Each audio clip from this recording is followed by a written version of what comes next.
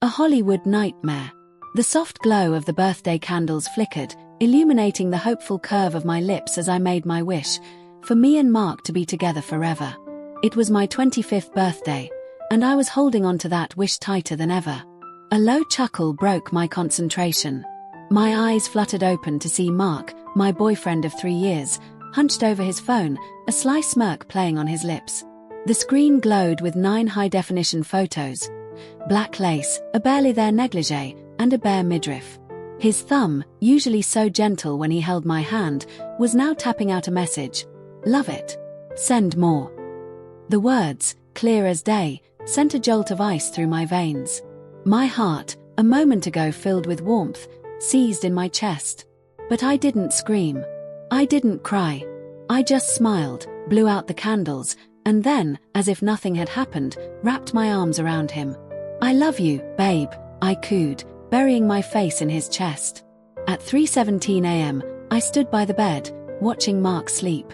For the first time in my life, I felt a surge of pure, unadulterated rage. I wanted to shake him awake, to scream, to end him. But I didn't. Instead, I carefully unlocked his phone, every move precise and deliberate. I backed up everything. Every single piece of evidence. It turned out that for 3 years, he'd been using my money, my love, to fund another woman's life. If he was audacious enough to do that, then he shouldn't blame me for leaving him with nothing. My birthday candles hadn't even fully melted, and Mark was already hard for another woman. The candlelight danced on his face, reflecting that same smug smile. I closed my eyes again, making a new wish. A ding from his phone shattered the silence. I opened my eyes to see him quickly tilt the screen away, his fingers flying across it, zooming, saving, replying. His movements were terrifyingly practiced. I pretended not to notice, blowing out the candles with a smile. As the smoke drifted up, I was suddenly transported back 3 years.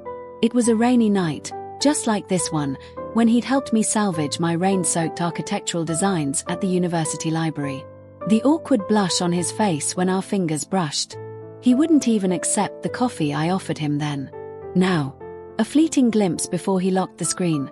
Black lace, a 2-second nightgown, and a small, red mole on a slender waist. How ironic. I'd spent 3 years transforming him from a poor student in faded sneakers into a sharp, tailored suit-wearing executive. I bought him his Porsche, and his repayment was to use my money to buy lingerie for another woman on my 25th birthday. I'm going to take a shower, I said, planting a kiss on his cheek. As he relaxed, I made sure to memorize the exact angle of his phone on the nightstand. In the bathroom, the water roared. I stared at my reflection, slowly wiping off my lipstick, a cold, hard smile forming on my face. Mark, you think you're so clever. Too bad I bought your phone, I leased your apartment, and your salary comes from my family's company. Even the gifts you gave your little mistress were paid for with my secondary credit card. Black lace, a 2-second nightgown, sexy high heels. 9 high-quality photos, all downloaded. So that's what Mark was looking at just now. The contact name, Little Fox. I never thought Mark, who'd been with me for 3 years, could come up with such an intimate nickname. I remembered back in junior year when we first started dating. I saw other couples using matching profile pictures and asked Mark if we could too. Isn't that childish? He'd said. We're adults. I then asked, how about you give me a nickname then? Mark replied, you don't like the name your parents gave you. And so, I, Lynn Kyran, was never pinned to the top, never starred. I just existed in Mark's contact list. The pursuit. My relationship with Mark began with my blind pursuit.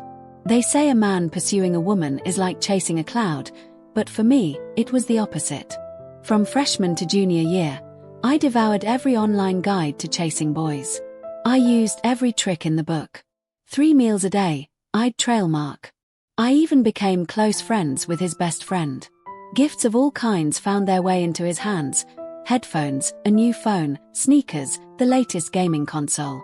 Anything he looked at for more than a second, he'd receive the next day. My best friend, Shu Jie, asked if I was crazy.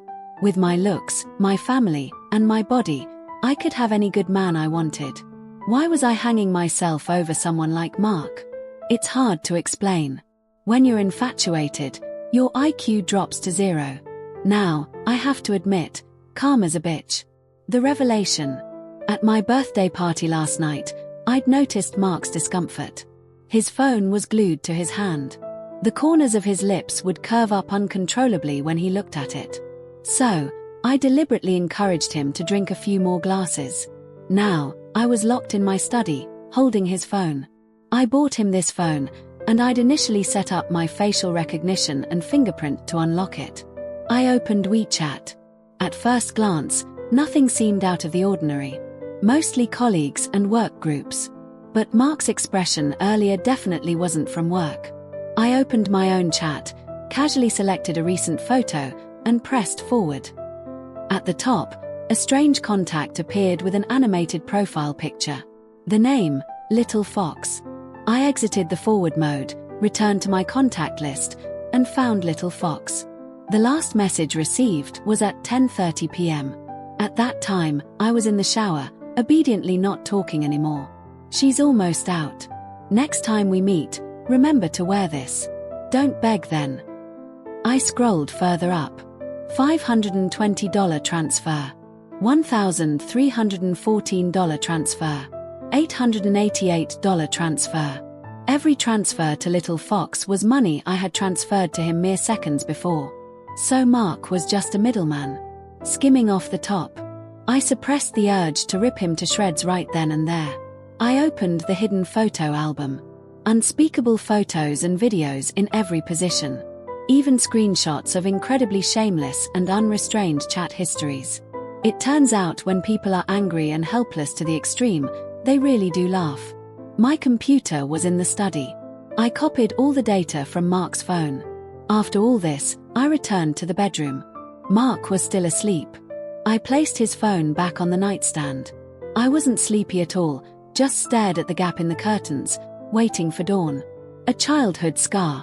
When I was 10, 7 days after my mother's funeral, my father took me to meet his new girlfriend. It was a drizzly day. I could still smell the lingering scent of ashes from the funeral home.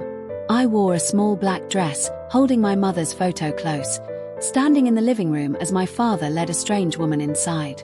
"Kyran," he squatted down, his voice soft, as if afraid to startle me. "This is Aunt Song. She'll take care of you from now on." Aunt Song was beautiful, younger than my mother, with bright red nail polish. She bent down to pat my head, and I instantly recoiled. My mother's photo clattered to the floor, the glass frame shattering. Why is this child so ill-behaved? Aunt Song frowned. My father sighed, bending down to pick up the photo. I watched him carefully wipe away the dust on the frame and suddenly felt disgusted. Just yesterday, he'd cried so hard he could barely stand in front of my mother's portrait. Today, he was laughing and talking with another woman. It turned out adult tears were all fake. The rebel. At 15, I learned to use rebellion as a shield. I dyed my hair pink, got ear piercings, and threw failing test papers onto the dinner table. Aunt Song was so angry she threw her chopsticks. My father just tiredly rubbed his temples. "Kyran, what do you want?" "I want Mom to come back to life." But what I said was, "I want to transfer to boarding school." My father was silent for a long time, but finally agreed. The day I left, he stood at the door, wanting to say something, but didn't. I didn't look back as I got into the car. In the rearview mirror, his figure grew smaller and smaller, finally becoming a blurry black dot. I had won, but I had also lost. On my freshman birthday, my father gave me a Porsche. "Do you like it?" He stood next to the car, a hint of fawning in his smile. The sunlight on his graying hair made my eyes sting. I took the keys, then suddenly asked, "Dad, do you remember what kind of car Mom liked?" His smile froze. "It was a B." I opened the door of the blue car, the old car my parents bought when they got married. Amidst the roaring engine, I saw him standing rooted to the spot, like a weathering statue. At that moment, I suddenly thought, if I loved someone completely opposite to my father, would I avoid repeating their mistakes? The accidental encounters. The day I met Mark, I deliberately parked my car in front of the library where he worked part-time. He was wearing a faded shirt, carrying a stack of books, and walked past my car. I honked. He jumped, dropping all his books. Oops, sorry, I lowered the car window, smiling innocently. Need any help? The sunlight filtered through the leaves, casting shimmering rays on his face. When he looked up at me, his eyes were as clear as the sky after a rain shower. Then came my accidental encounters. One rainy night at the university library, I was struggling with a stack of architectural modeling materials. I rushed into the reading room, raindrops from my umbrella splattering everywhere. "Classmate," a clear voice called from behind me. "Your drawing got wet." I turned to see a tall, slender guy standing under the lights. The sleeves of his white shirt were rolled up to his elbows, revealing toned arms. In his hand, he held tissues, a slight frown on his face as he looked at the rain-smeared blueprint in my arms. "Oh, thanks." I hastily reached for them, my fingertips accidentally brushing his palm. He quickly pulled his hand back, blushing like a high school student. That night, he helped me save my drawing but refused the coffee I offered. "No need to trouble yourself," he said, arranging his books, his voice light. "It's just a small thing." I looked at his faded sneakers and worn backpack straps, suddenly curious. In this day and age, someone would refuse a 30 yuan latte. I started accidentally encountering him more often. In the cafeteria, he always chose the cheapest vegetarian options. By the basketball court, he always drank water he brought himself. On the scholarship announcement board, his name was always at the top. "That's Mark Chen from the architecture department," my best friend, Xu Jie, said, biting her bubble tea straw. "He's famously hard to get. I don't know how many rich girls have failed." I squinted at his back as he hunched over his books in the library. "No way. 3 months, and I'll have his WeChat." Xu Jie rolled her eyes. "Your dad just bought you a Porsche last month. Don't tell me you're going to throw money at him." "Of course not." I shook the Strength of Materials textbook in my hand. This lady will use her brain.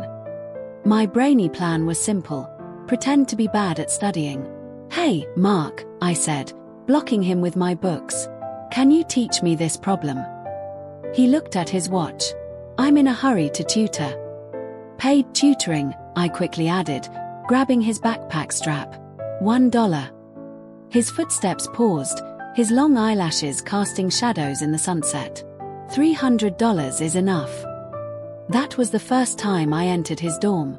A cramped, messy 6-person room, only his bed was neatly made. On his desk was a photo frame with a middle-aged couple standing in front of a rural thatched house. "Are those your parents?" I asked, pointing to the photo. He immediately flipped the frame face down. "Focus on the problem." The breakthrough. 2 weeks after the tutoring sessions began, on his birthday, I accidentally left a cake and a shoe box in the study room. "Take your stuff." That night, he appeared under the girls' dorm, carrying the bag, his ears flushed. I bit my bubble tea straw and smiled. "Did you intentionally look up my dorm room number?" He pressed his lips together, not speaking. The streetlights illuminated the struggle in his eyes. Finally, I opened the shoe box in front of him. "See if these fit." He suddenly looked up. "If you don't want them, throw them away."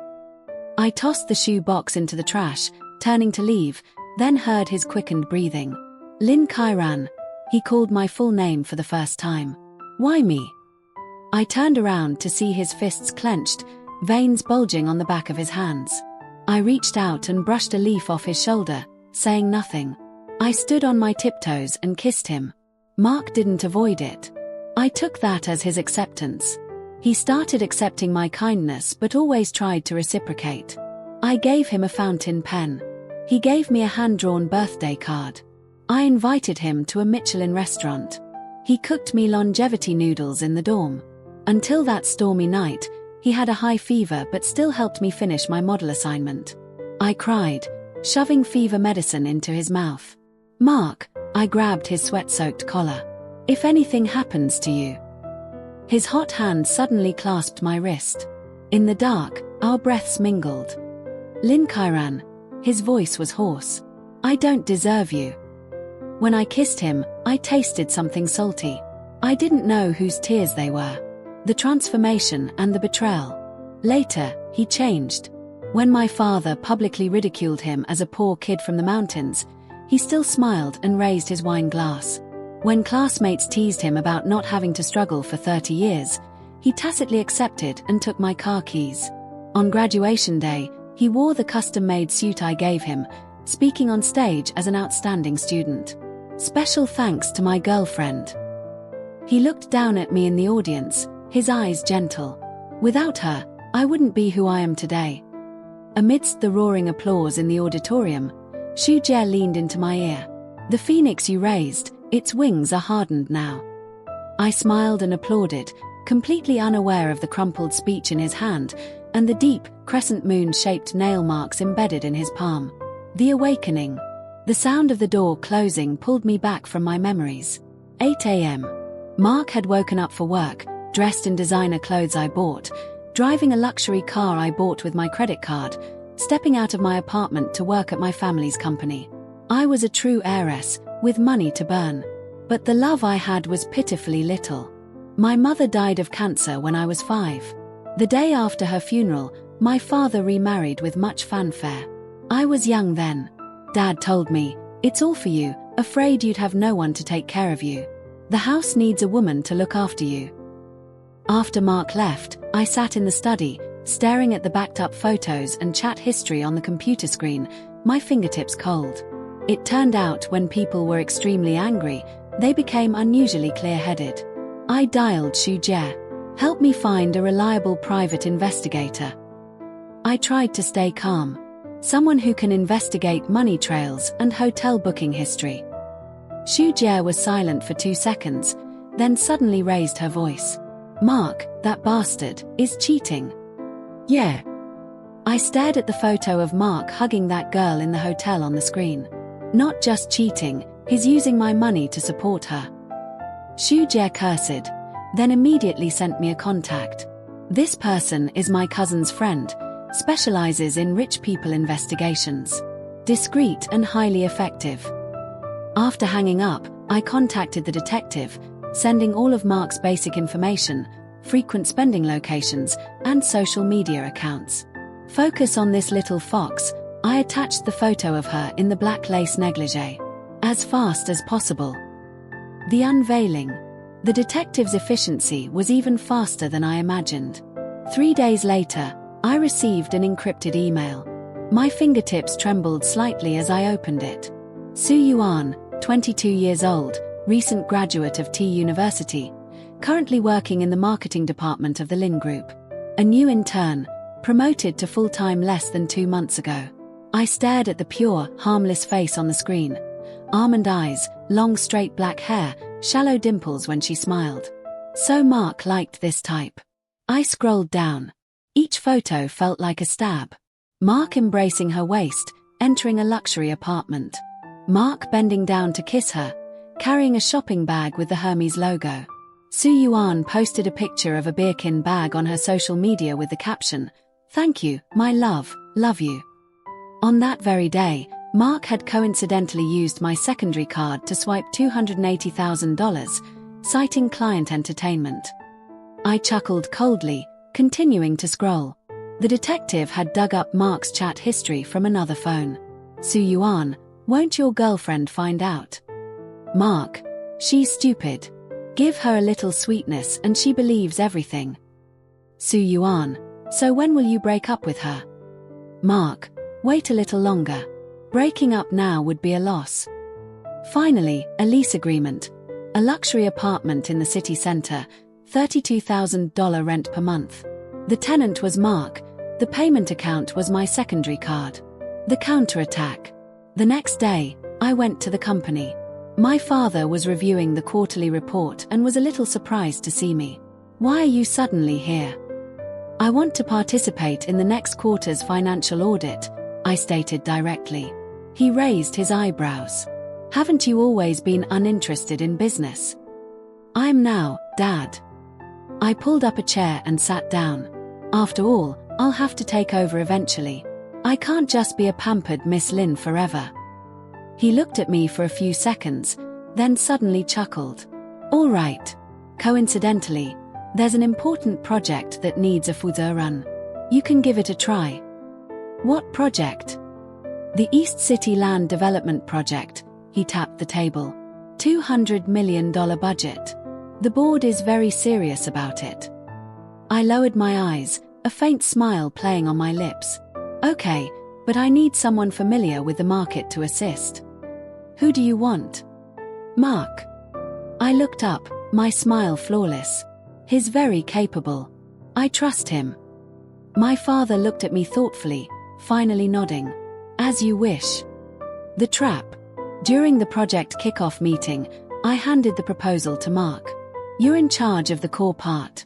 Any problems? He was surprised and delighted. Me? Yes, I smiled. I trust you. A hint of guilt flashed in his eyes, but it was quickly swallowed by greed. Don't worry, I'll definitely do well. After the meeting, I stood in the corner of the hallway, watching him coldly. He quickly walked towards the stairs, dialing his phone. Baby, I'm in charge of the East City project now. He lowered his voice, but couldn't hide his excitement. This project is huge. I'll get you a new car then. I turned and walked away, a cold smile on my face.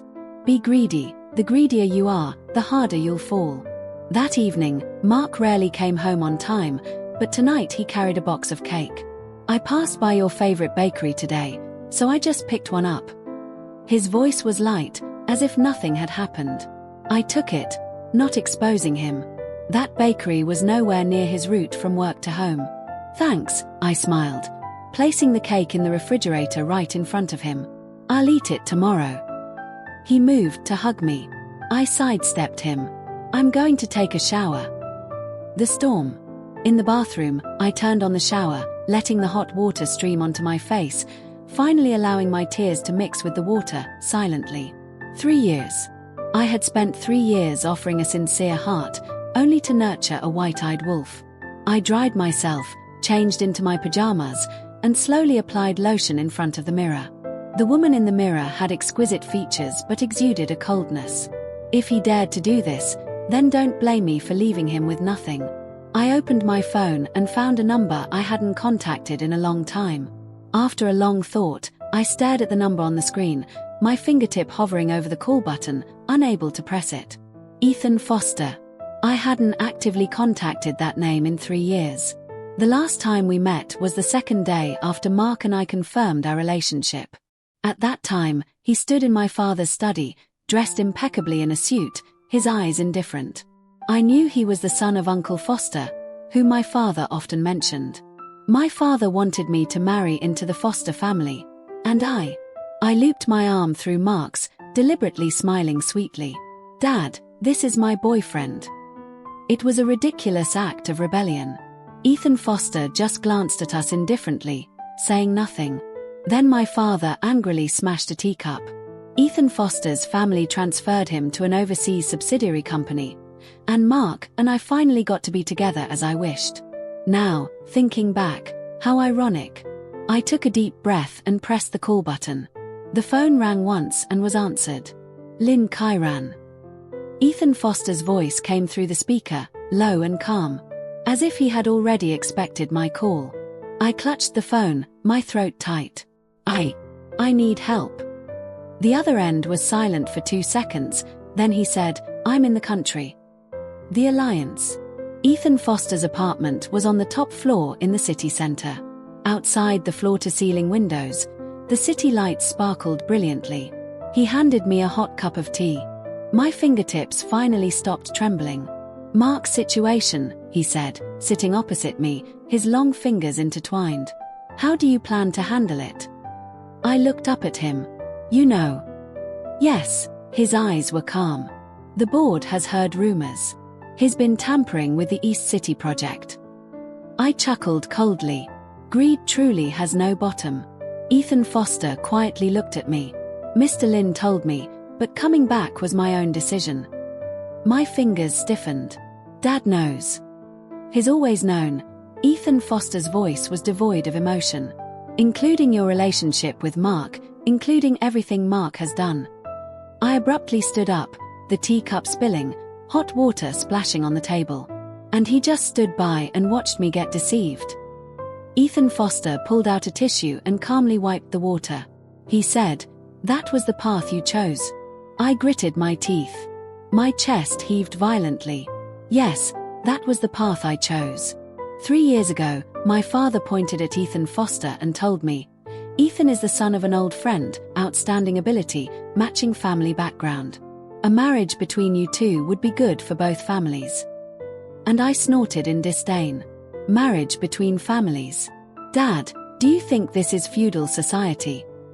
I hated him for arranging my life, hated how he manipulated me like a chess piece. So I chose Mark, someone completely opposite to him. But what now? I was nothing but a joke. Why are you helping me? I asked softly. Ethan Foster put down the tissue and looked up at me. What do you think? His gaze was too direct. I didn't even dare to meet it. For the company's benefit. I probed.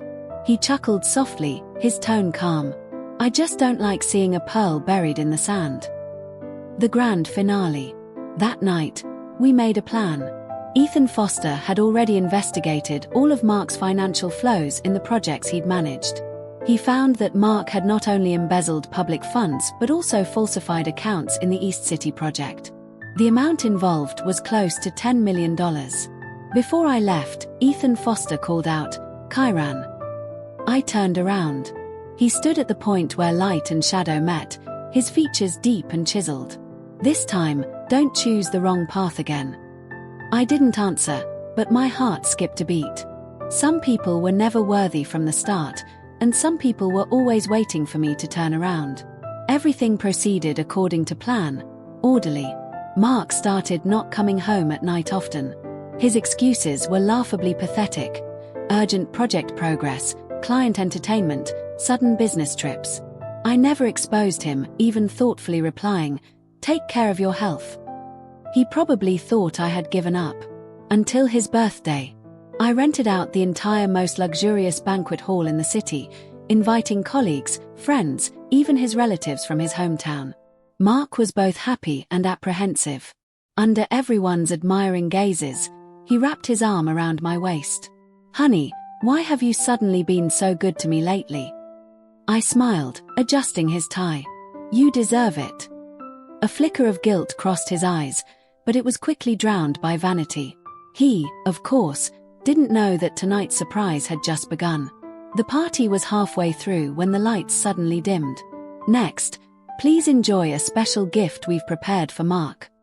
The host smiled, gesturing for everyone to look towards the large screen. Mark looked expectantly at the projection area. The next second, his expression froze. Blatantly displayed on the screen were intimate photos of him and Su Yuan. Selfies in hotel beds, close-ups of him putting a diamond ring on her, even videos of them making love in my apartment. The whole hall erupted in murmurs. This is photo show harped. Mark suddenly stood up, his face pale. "Someone's framing me."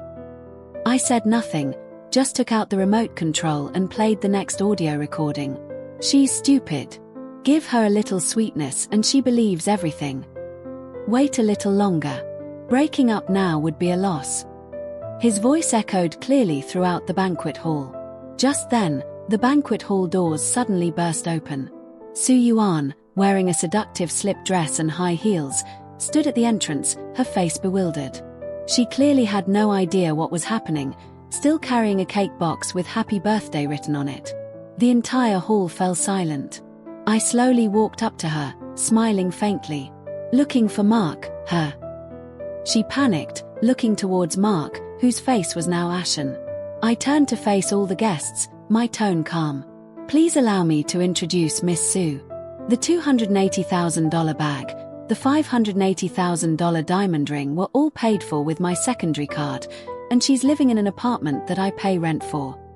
Mark suddenly lunged, trying to grab the microphone, but was stopped by security. I lowered my head, unlocked my phone, and publicly opened my banking app. From now on, all secondary cards are frozen. The car has been remotely locked. Please return the keys by tomorrow. As for the gifts over the past few years, I looked up at the lawyer. According to the gift contract, if not returned within 3 days, we will proceed with legal action. Mark finally tore off his mask, snarling ferociously. Lynn Chiran, you set me up. The CEO's redemption. Oh, that's just the beginning. I chuckled, a cold, hard sound. The grand ballroom doors swung open again. A tall figure, backlit by the city lights, strode in. The murmuring crowd instantly fell silent. Ethan Foster, impeccably dressed in a tailored suit, a stack of documents in his hand, walked straight to my side. Apologies, I'm late, he murmured to me, then turned to Mark, his eyes like ice. Mr. Chen, Lin Corporation has officially filed a lawsuit against you for trade secret infringement, embezzlement, and... He paused, a sharp, cold curve to his lips, public corruption. He slammed the documents onto the table in front of Mark. The black and white pages meticulously detailed the over $4 million he'd siphoned off in the past 6 months through fabricated expense reports and project commission kickbacks. Mark's legs gave out, and he collapsed onto the floor. Ethan Foster leaned down, whispering something into his ear. The next second, Mark's entire demeanor crumbled. Dawn breaks. On the drive home, I finally let my guard down, closing my eyes in exhaustion. What did you say to him? I asked Ethan. He chuckled softly. Just a reminder. The mansion his parents boasted about in their hometown, the one their successful son bought, was still registered under Lin Corporation's name. I opened my eyes, watching the night blur past the window. The darkness was thick, but a faint hint of dawn was already visible on the horizon. 3 days after Mark was suspended for investigation, Su Yuan reached out to me. She arranged to meet at a discreet cafe. After I took off my sunglasses, I noticed her eyes were swollen and puffy, clearly from crying. Ms. Lin, I was forced, she choked out, barely able to speak. He said you'd wanted to break up for ages, and he was just extending it out of courtesy. I stirred my coffee, not interrupting. She tremblingly pushed a USB drive towards me. This has recordings of him forcing me, and also evidence of his embezzlement. I took the USB, a faint smile on my face. Why are you helping me? He hit me last night. She pulled down the collar of her shirt, revealing a dark bruise on her neck. Just because I asked for breakup money. I put the USB away, leaving a business card when I stood up. Find this lawyer. They might be able to shave a few years off your sentence. The domino effect. The contents of the USB were even more dramatic than I'd imagined. Besides the recording of Mark, drunk and bragging about how he'd conned the Lin heiress, there was a video of him boastfully admitting, "That idiot has no idea. I've been tampering with the project for a long time. Once the money's in my hands, I'm going abroad." In the video, he was laughing, his arm around Su Yuan's waist. "I'll take you with me then." I copied the video into 3 versions, sending them to the lawyer, the board of directors, and the Economic Crimes Investigation Unit of the police department. That same afternoon, the police arrested Mark as he was packing his bags in his apartment. A week later, Mark's parents arrived from their hometown, kneeling and crying outside my company building, begging for reconciliation. Our darling son was just momentarily confused. His mother grabbed my arm. "Please, consider all these years of affection." I pulled my arm away, a faint smile on my face. What affection? The blanket she was wearing was a birthday gift I gave her last year. She froze. "Oh, right." I walked towards the elevator, turning back to add, "And your villa back home? It will be repossessed in 3 days." As the elevator doors closed, I heard only frantic curses. A new chapter. Ethan Foster handed me the tablet he'd just received. On the screen was a photo of Mark in the detention center. The man who was once a financial elite now had a scraggly beard and deep dark circles under his eyes. I swiped to the next photo. News of Su Yuan being sentenced as an accomplice in aiding embezzlement. What a shame, I turned off the screen. They could have had a proper relationship. After the whole Mark ordeal was settled, I moved out of the apartment full of memories and into a hotel. Ethan Foster sent messages every day but never crossed any boundaries. Remember to eat breakfast. It's cold today, remember your jacket. If you need anything, I'm always here. Simple, restrained, just like him. A different kind of call. Then, late one night, I had a stomachache. It was so bad I curled up in bed, cold sweat soaking my pajamas. In a daze, I dialed his number. 20 minutes later, the doorbell rang. Ethan Foster stood outside, carrying a bag of medicine, his hair slightly damp, looking as if he'd rushed over. He knelt by the bed, his palm holding a pill and a glass of water. Take your medicine first. I weakly swallowed. His fingers accidentally brushed my lips, warm and dry. Thank you, I whispered. He said nothing, just gently brushed the sweaty hair from my forehead. His finger lingered for a second, then retreated. Go to sleep, he turned off the light. I'll be right outside. In the darkness, I could hear my heart pounding. The confession. That weekend, Shujia dragged me to a bar. Miss Lin, are you going to become a hermit? She handed me a glass of wine. How's Ethan Foster doing lately? I took a sip of wine. What do you mean, how? Don't play dumb. She rolled her eyes. The way he looks at you, even a blind person would know. I was about to retort when my eyes caught a familiar figure. Ethan Foster stood not far away, impeccably dressed, talking to a few businessmen. He seemed to sense my gaze, turning to look back. The moment our eyes met, he gave a faint nod. I'm going to say hello. Shujia suddenly stood up, pulling me towards him. I stumbled unexpectedly. I fell right into Ethan Foster's arms. His arm was firm around my waist, the warmth from his palm seeping through my clothes, burning my skin. Sorry, I quickly pulled back, but he gently held me close. Kairan, he bent his head, his voice just for me. Don't leave later. I have something to tell you. The proposal. On the bar's patio, the night wind was chilly. Ethan Foster took off his jacket and draped it over my shoulders. The faint scent of cedar would lingered around my nose. Cold? He asked. I shook my head, my heart beating faster. What do you want to say? He was silent for a moment, then suddenly turned to face me, his eyes deep. 3 years ago, I should have proposed to you. I was stunned. At that time, your father arranging our meeting wasn't a coincidence, he said softly. It was my initiative. The wind ruffled the hair on his forehead. As if possessed, I reached out to brush his hair away, but he caught my wrist. Kairan. His voice was husky. Can I pursue you now? My breath caught for a second. He smiled, his thumb rubbing my wrist bone. No need to answer quickly. You can take your time to think about it. Love's triumph. Ethan Foster's pursuit was silent yet persistent. Every morning, a fresh bouquet of white roses would appear on my desk.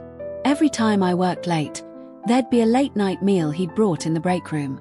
Every rainy day, his car would be waiting precisely at the building entrance.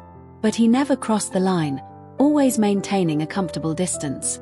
Until a team-building day when I slipped by the pool and he caught me, pulling me securely into his arms. Water splashed everywhere, soaking us both. His shirt clung to him, revealing his toned abs. Can you stand up? His Adam's apple bobbed, but his arm remained still. I looked up into his deep eyes and suddenly had a mischievous thought. What if I said I couldn't? His breath hitched for a second, then he abruptly lifted me, striding towards the changing rooms amidst everyone's teasing. Lin Kairan, he placed me on the sofa, leaning over me, his hands braced on either side. Don't play with fire. I wrapped my arms around his tie, chuckling softly. So, Mr. Foster can't handle a little teasing. The next second, his kiss descended, both powerful and gentle. My choice. The day we officially became a couple, Ethan Foster took me to a mountain peak outside the city. As night fell, he suddenly knelt on one knee, presenting a diamond ring. This isn't a proposal, he looked up at me, the galaxy reflected in his eyes. I just want to tell you that from now on, every choice you make, I will respect. Every time you're stubborn, I will be tolerant. The freedom you want, I will give you. My eyes welled up. I reached out and pulled him up. "Ethan Foster, you've won." He leaned down and kissed me, starlight falling on our clasped hands. In the distance, the city lights shimmered like daylight. And this time, I finally chose the right person. Forever mine. On our wedding registration day, Ethan Foster kissed me right in front of the Civil Affairs Bureau. Not a polite peck on the lips, but a firm hold on the back of my neck, kissing me so thoroughly that I almost felt breathless under everyone's gaze. "Mrs. Foster," he pressed his forehead against mine, chuckling softly, his thumb caressing my burning earlobe. "It's too late to regret it now." I panted, glaring at him. "Who taught you that?" "Self-taught," he took the marriage certificate from the clerk, his fingers rubbing the official stamp. "I've been longing for you for 10 years, after all." 3 months after we got married, I discovered a locked drawer in his study. The password was my birthday. Inside, neatly stacked, were the architectural designs I'd lost in college, a recording of my debate competition, and even a library card stained yellow with coffee. "You stalker," I accused, my face flushed. Ethan Foster wrapped his arms around me from behind, resting his chin on the hollow of my shoulder. Only a stalker for you." His breath fanned my neck, and my legs felt weak. One night, as I was working late, he came to the office in his suit to pick me up. In the elevator, just the two of us, he suddenly pressed me against the wall. "Mrs. Foster," he loosened his tie, his Adam's apple moving in the dim light. "You've been staring at that in turn for 3 minutes." I stifled a laugh. "Are you jealous?" "No," he bit the first button of my shirt, which I'd just unfastened. "Now, I want to exercise my husband's legal rights."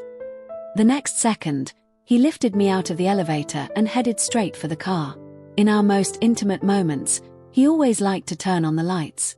"Look at me," sweat dripped from his chin onto my collarbone. "See clearly who loves you." My toes curled, wanting to turn off the bedside lamp, but he caught my wrist, pressing me back into the pillow. Outside the window, rain poured, and he was more intense than the sound of the rain. Waking up early, the wedding ring on my ring finger was always turned to the inside. I teased him about caring about such trivial things. He playfully said, "I want you to manage me, just like a little green tea boy." So it turns out, we fell in love after marriage. It was just two stubborn people who finally found an excuse to love each other.